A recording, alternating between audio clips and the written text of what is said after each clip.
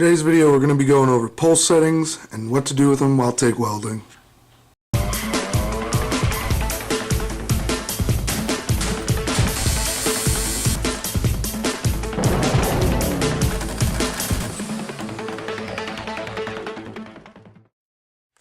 So I'm just going to give a basis on what goes on when pulsing. You can pulse either steel welding or aluminum, so it doesn't matter if you're using AC or DC when welding. And I'm running a Everlast Power TIG 250EX. And just to give you an idea of what I got on my machine is I have two separate pulse settings, low pulse and high pulse. Then I also have over here pulse frequency. There's a high setting and a low setting. Pulse amps and pulse time on. So your pulse frequency is basically going to be how often it switches from your pulse amps to your normal amps that you have set on the machine. So if I set the machine at 100 amps, I set the pulse frequency to 0.5 pulses per second, then every second it's going to pulse. Well, it's going to pulse twice a second, but your pulse amps will be once per second. So now here you get to your pulse amps. Now you could set it all the way from 5% to 95% on my machine. 50% would obviously, cut it by 50 and all your other percentage, and that's based off of what your normal welding amps are set at. Over here you have your pulse time on, and what that is how long it'll stay on your full welding amperage that you have set on your main switch. So if you have your main setting at 100 amps and you have this set at 50 amps, or 50%, which would be 50 amps, when that drops down, and this is going to give a differential on how much it is, either way. So if you have 1 pulse per second, let's just say, and you have this set at 50, once per second is going to drop down to 50 amps. But if you have this set to, let's say, 80%, that means over that 1 second, 0.8 seconds is going to be on, whereas 0.2 seconds will be off. Now, in my opinion, there's only 2 times when you're ever going to need to use pulsing. Other guys may say differently. However, there's only 2 real main causes. First one being if you're going to be welding something really thin like this titanium intercooler piping, which is 0.033 wall thickness. For this, you're going to want a lot of pulses per second, and what that's going to do is it's going to keep the heat going into the metal as low as possible. Something thin like this, you don't want the whole part getting hot when you're welding it. The other way is, which I use more often because I don't really weld titanium that much, is say something like this. I'm just going to show you, I got some test pieces here. When doing aluminum, you can pulse for aesthetics.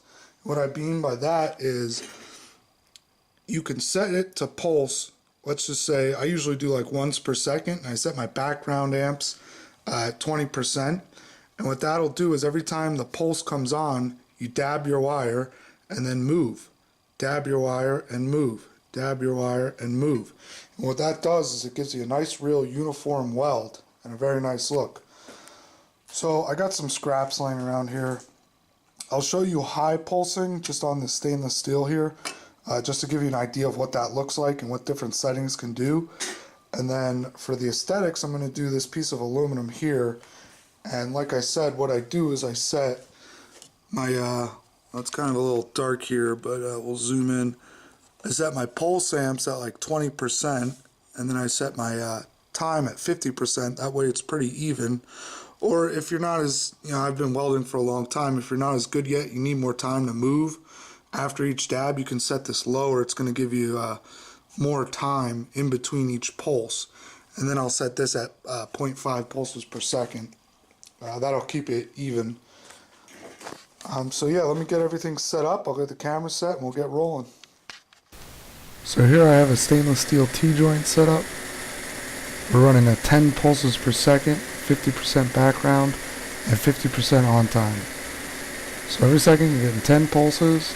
Every time it drops down, it's dropping down to 50 amps, and it's doing that evenly. It's hard to tell in this video through the welding lens, but the metal isn't getting too hot other than right around the weld zone, and that helps with the thinner metals.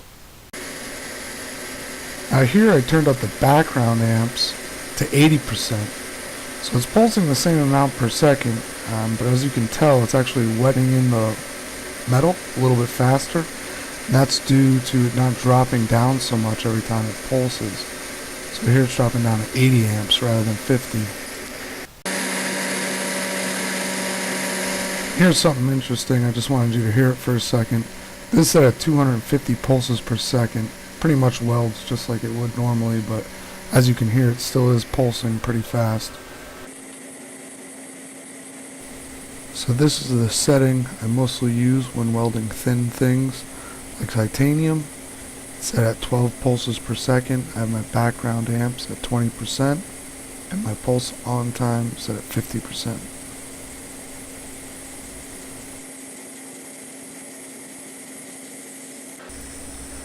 So here's what I mostly use pulsing for, and that's aesthetics. So here I have it set to pulse once per second. I have my background amp set at 20%, and I have my percent on time set at 30%. Basically all I do is every time the torch pulses, I dab my wire, and on the time that it pulses off, I move my torch ahead. I try and do that as consistently as possible, and it leaves a nice weld.